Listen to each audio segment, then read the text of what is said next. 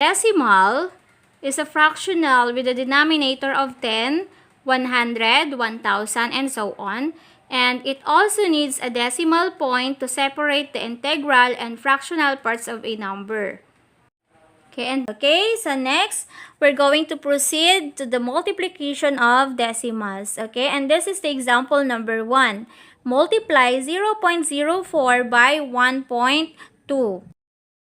0.04 has two decimal places. We have 0 and 4. Okay, 1 and 2. Okay, we have only two decimal places.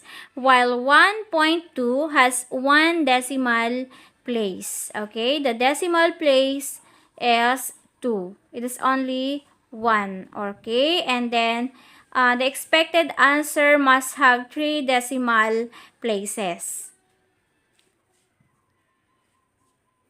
Okay, and this is the solution. We have 0.04 times 1.2. And then we multiply.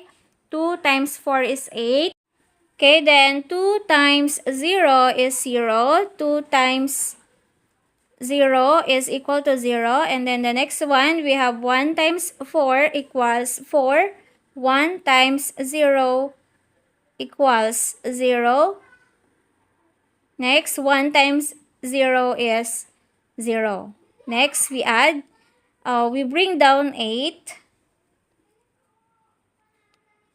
And then 0 plus 4 equals 4.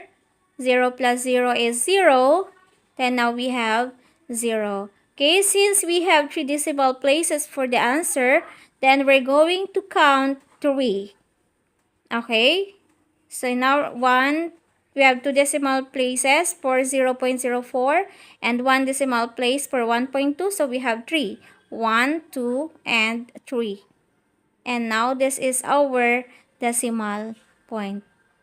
Okay, so that is how to find the product of the given decimals. Okay, we're going to add the decimal places of the given decimals for the answers. Okay, so next, let's have the second example. And this is our example. We multiply 125 by 0.35. Okay, so 125 is a whole number, so it has no decimal places. 0.35 has two decimal places. We have 3 and 5. And we expect 2 decimal places for the answer. Okay, so now let's have the solution.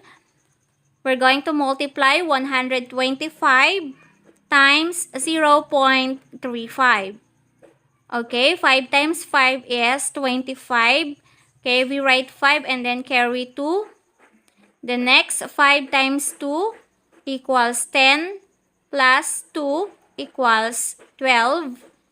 Okay, then carry 1. So 5 times 1 is 5 plus 1 equals 6. Okay, the next 3 times 5 equals 15. Then carry 1. Next 3 times 2 equals 6 plus 1. So we have 7. Okay, 3 times 1 equals 3. Okay, the next step is to add. Okay, now we have 5, or we bring down 5. 2 plus 5 is 7. 6 plus 7 is 13. Okay, write 3 and then we carry 1. So 1 plus 3 equals 4. So now we have 4, 3, 7, 5, and then we're going to count the decimal places. We have 1 and 2. Okay, we have only 2. Therefore, answer must have 2 decimal places, 1 and 2. Okay, we're going to put the decimal point here. So we have 43.75 for the product of 125 and 0.35.